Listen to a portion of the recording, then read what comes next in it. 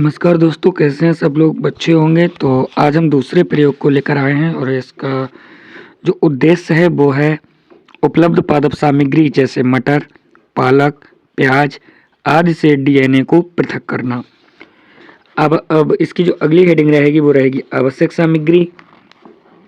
आवश्यक सामग्री में हमें जिस जिस चीज़ों की आवश्यकता होती है वो हैं प्याज की नई मूल, मोटर एवं प्रेस्टल बीकर, कांच की छड़, मोटी परख नली, 95% अतिशीतित एथेनॉल जिसे हम C2H5OH भी कहते हैं, विभिन्न एंजाइमों के विलयन जैसे प्रोटीएज, आरएनएज, सेलुलोज, लाइपेज आदि। उसके बाद बेटा हम क्या करते हैं, विधि की तरफ चलते हैं कि किस तरह से ये प्रयोग किया जाता है। तो पहले थोड़ी सी मात्रा में प्याज की जो मूल हैं, जो जड़ हैं, उनको लें और उनका पेस्ट बना लें। इसके लिए 1-2 बूंद अल्कोहल का उपयोग भी कर सकते हैं। उसके बाद अब अच्छी तरह से पिसे हुए समांगी विलयन को श्लेष्मी या किसी रेशमी वस्त्र से छानकर बॉयलिंग परख नली में डाल देते हैं। उसके बाद अब परख नली में सेलुलोज एंजाइम की 1 से 3 बूंद डालकर इसे अच्छे से मिला लें, जिससे कोशिका की भित्ति का पाचन हो जाए। उसके बाद इसमें 2-3 बूंद प्रोटीएज एंजाइम की डाल देते हैं ताकि ये सभी हिस्टोन प्रोटीन का पाचन कर दें।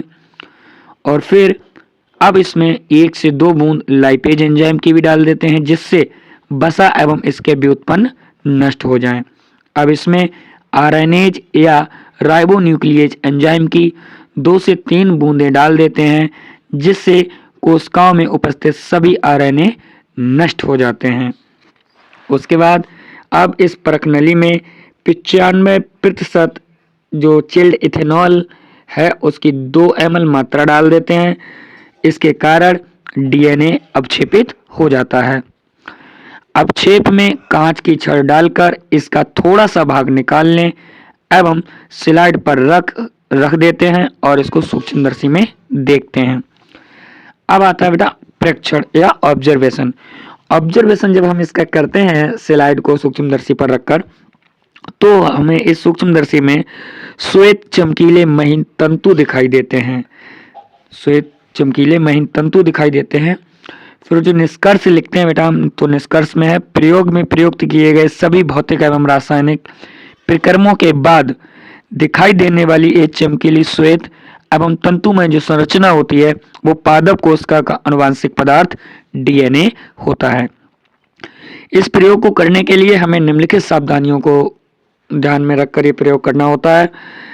जैसे प्रयोग के लिए प्याज की नई मूल का उपयोग करना चाहिए।